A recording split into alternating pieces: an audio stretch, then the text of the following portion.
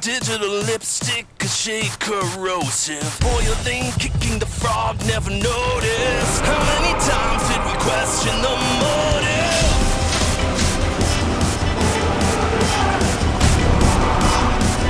Until the roles reversed, we became the gears we turned. We didn't use a thing we learned. We got too close to the ones and O's. We lost control. Le soleil se lève sur les îles Hawaï, mais sa lumière n'annonce pas la paix.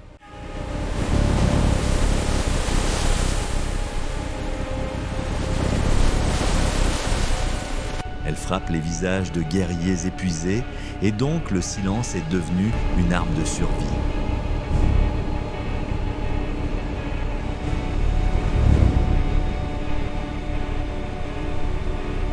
Jason Momoa, le chef, scrute l'horizon.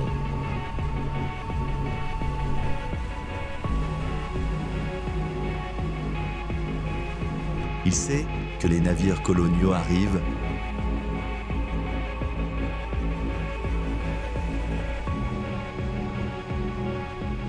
Et donc chaque seconde compte pour fortifier le rivage. Il ordonne aux hommes de se cacher, mais un jeune guerrier impatient brise le rang pour attaquer. Et donc, toute la stratégie est compromise.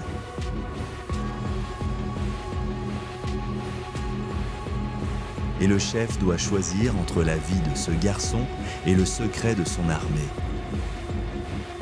Le conflit éclate dans un déluge de cris et d'acier.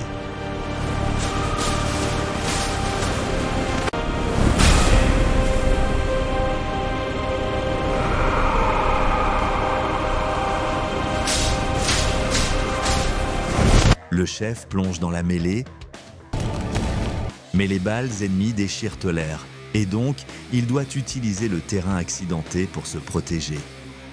Il élimine le premier garde et donc il gagne quelques précieuses minutes.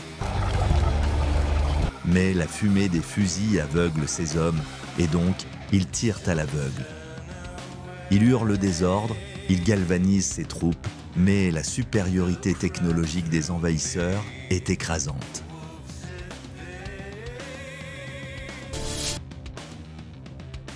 Et donc, ils battent en retraite vers la forêt, mais ils laissent derrière eux les blessés. La forêt devient un piège mortel pour les colonisateurs, mais ils sont disciplinés et avancent en formation serrée. Et donc, le chef décide de diviser ses forces pour créer des poches de résistance. Il attire les officiers dans un ravin, mais ils anticipent le mouvement. Et donc, ils utilisent des canons légers.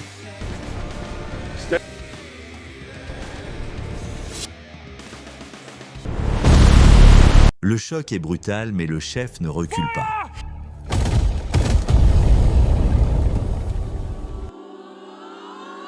Il bondit sur le flanc de l'artillerie et donc il neutralise le canon.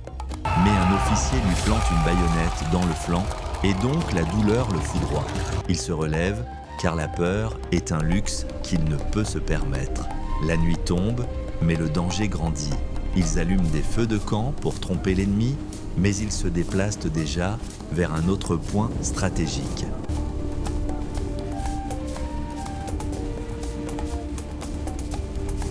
Et donc, les colonisateurs tirent sur des ombres, mais ils ne voient rien.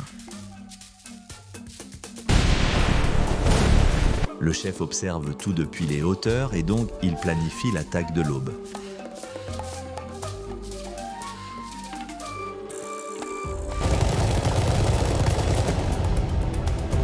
Mais sa blessure s'infecte et donc sa vision se trouble, mais il doit rester conscient pour diriger ses hommes. Il se suture lui-même avec une lame rougie, mais le choc le fait hurler intérieurement. Et donc, il se force à rester silencieux. Le lendemain, les tribus rivales arrivent au village.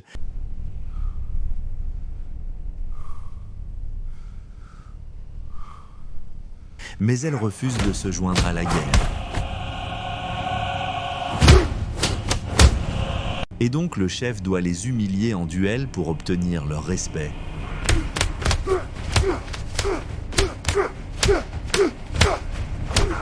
Mais le combat est long. Il terrasse le chef adverse It is done. et donc il obtient le commandement unifié, mais le ressentiment reste profond et donc la loyauté est fragile. Mais ils n'ont pas le choix car l'ennemi approche. Ils creusent des fosses pour tendre des embuscades et donc ils attendent le signal, mais le signal ne vient jamais.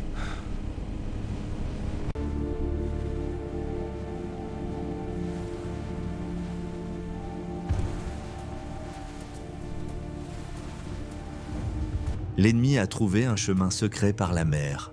La trahison vient de l'intérieur et donc le plan sombre dans le chaos.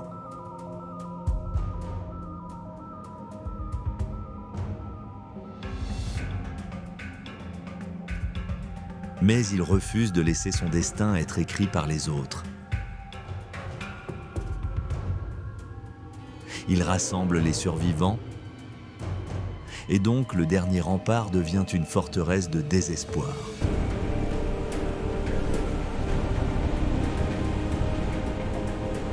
Mais l'ennemi arrive par le flanc gauche, là où il pensait être en sécurité.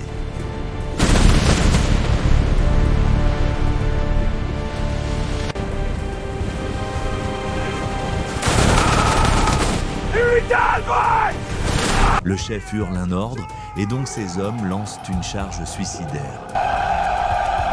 Le choc est un mur de bruit.